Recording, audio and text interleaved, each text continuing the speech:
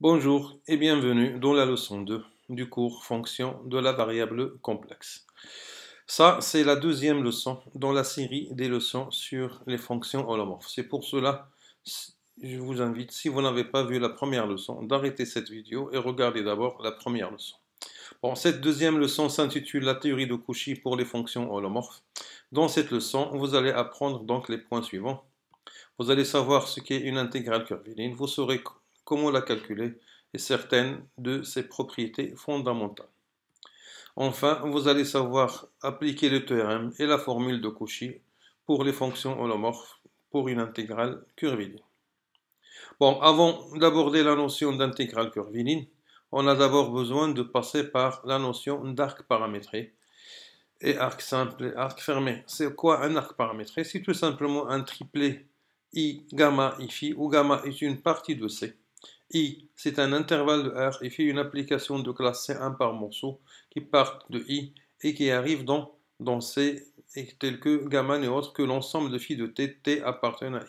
En quelque sorte, l'intervalle I et la fonction phi servent à parcourir tous les points de gamma. C'est pour cela qu'on dit que le couple I-phi est une paramétrisation de gamma. Et encore une fois, on dit que gamma est le support de l'arc paramétré phi. Bon, c'est quoi un arc simple? Un arc simple, c'est tout simplement donc un arc paramétré pour lequel la courbe ne passe pas deux fois par le même point, sauf si c'est le point de départ qui coïncide avec le point d'arrivée. Dans ce cas-là, on ne le compte pas comme étant un point double, comme le cas du cercle qu'on va voir tout à l'heure. Bon, alors là, il y a encore la notion d'arc fermé. C'est quoi un arc fermé? C'est tout simplement un arc pour lequel le point de départ coïncide avec le point d'arrivée. Bon, il y a maintenant une notion qui est très importante et qui est un peu abstraite, c'est la notion d'orientation de l'arc paramétrique.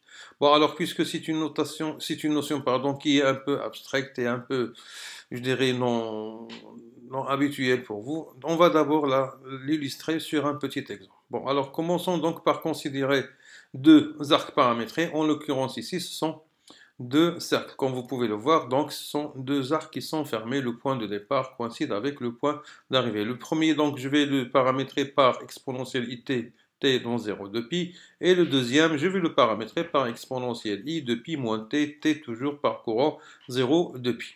Bon, on va se donner donc un point générique sur chaque courbe, c'est-à-dire un point générique sur le premier cercle et un point générique sur le deuxième cercle. Si maintenant je fais parcourir t dans 0 de pi, je vois que le premier point, il parcourt le cercle, mais dans le sens trigonométrique, c'est-à-dire le sens contraire aux aiguilles d'une montre. Par contre, pour le deuxième, il va parcourir toujours le support, c'est-à-dire le cercle, mais en sens inverse. On voit donc qu'il y a une notion tout à fait intuitive et naturelle qui s'impose, c'est la notion orienter l'arc, c'est-à-dire le sens de parcours sur l'arc.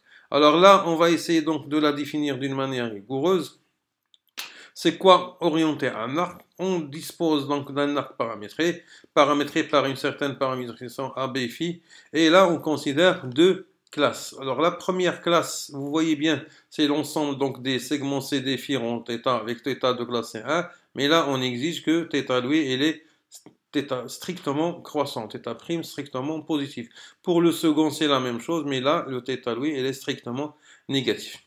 Bon, qu'est-ce que ça veut dire alors orienter gamma? C'est tout simplement donc choisir l'une des deux classes. Bon, une fois on a choisi la première classe, parce que c'est une classe qui contient AB phi, il suffit tout simplement de prendre θ égale l'identité et CD égale à AB. On dit alors qu'on a paramétré ou bien on a orienté gamma par la paramétrisation AB phi, ou bien encore que la paramétrisation AB phi est une paramétrisation admissible.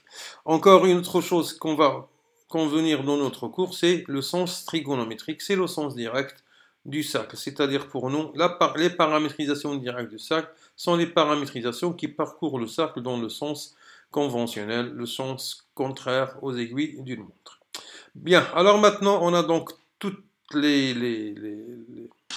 on a tous les ingrédients pour définir la notion d'intégrale curviligne. Alors c'est quoi une intégrale curviligne? En fait, une intégrale curviligne, c'est un résultat qui dit, il est basé sur un résultat qui dit la chose suivante. Si vous prenez un arc paramétré, AB phi, Et si vous calculez cette quantité-là, apparemment, elle dépend de A, B et de phi. Mais le résultat, maintenant, vous dit quoi? Vous dit tout simplement que ce résultat-là, ou bien ce nombre complexe-là, ne dépend pas de A, B, phi si jamais vous changez la paramétrisation par une autre paramétrisation, mais toujours dans la même classe d'orientation, c'est-à-dire par une paramétrisation admissible ou bien encore directe. Donc, si vous avez ça, votre intégrale ne dépend pas de la paramétrisation, et dans ce cas-là, on le note tout simplement. C'est l'intégrale de f de z dz le long de gamma où il n'y a aucune dépendance de la paramétrisation, mais bien sûr, toujours on reste dans la classe des paramétrisations admissibles. Bon, alors quelques-unes donc des propriétés des intégrales curvilinéaires.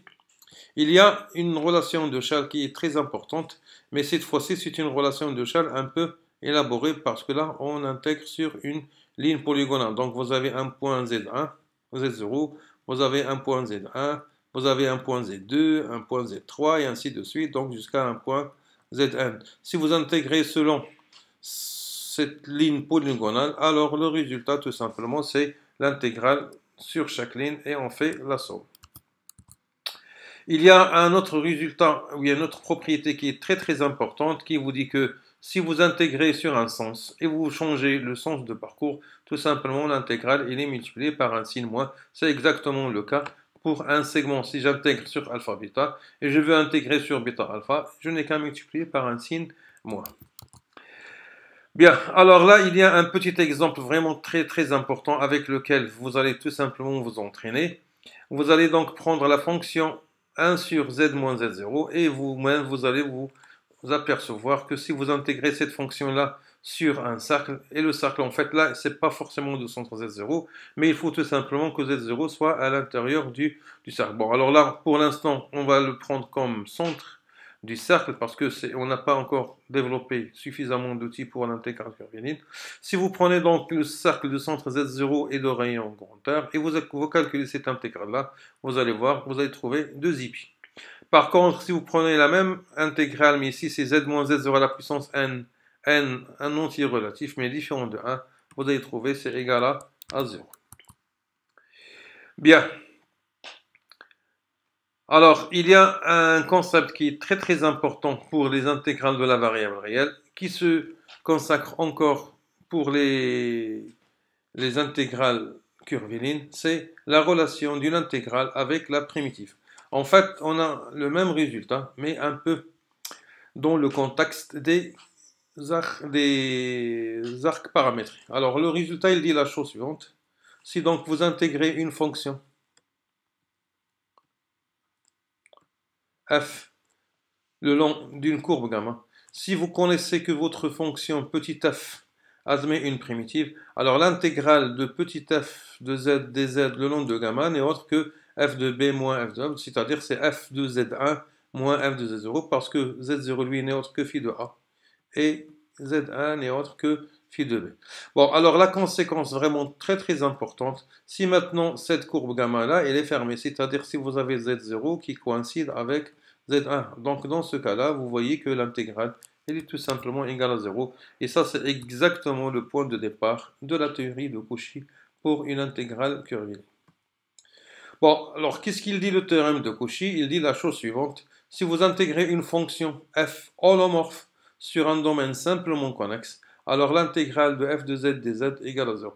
En fait, réellement le théorème de Cauchy, ça c'est une conséquence du théorème de Cauchy, mais le vrai théorème de Cauchy dit que toute fonction holomorphe sur un domaine simplement connexe admet une primitive, et avec ce qu'on a vu tout à l'heure, ça entraîne nécessairement que l'intégrale de f de z dz le long de gamma égale à 0 si gamma est une courbe fermée et simple. Bien, alors, il y a toujours dans le même esprit une formule qui s'appelle la formule de Cauchy, qui dit la chose suivante. Si vous avez une fonction intégrée qui s'écrit sous la forme f de z sur z moins z0, avec f une fonction qui est holomorphe sur tout oméga moins z0, sauf peut-être au point z0 sur lequel elle est contenue. Alors cette intégrale-là va vous donner tout simplement c'est f de z0. Alors on peut vraiment donc regarder que le théorème, on peut l'illustrer de cette manière-là. Vous avez un domaine qui est simplement connexe, vous avez une courbe fermée qui se trace à l'intérieur du domaine oméga, et il faut donc que le z0 lui soit à l'intérieur du domaine délimité par la courbe gamma. Et bien sûr, gamma est une courbe simple et fermée. Alors dans ce cas-là, le théorème, la formule de Cauchy, pardon, il s'applique. Bon, alors une des conséquences vraiment très très importantes de la formule de Cauchy, c'est que le comportement de f sur gamma va tout simplement décider du sort des valeurs de f à l'intérieur. Et ça, c'est une notion, c'est une chose qui est très très importante pour les, les intégrales curvilinéaires. Notre leçon numéro 2 touche à sa fin. Je vous remercie et à la leçon numéro 3, Inch'Allah.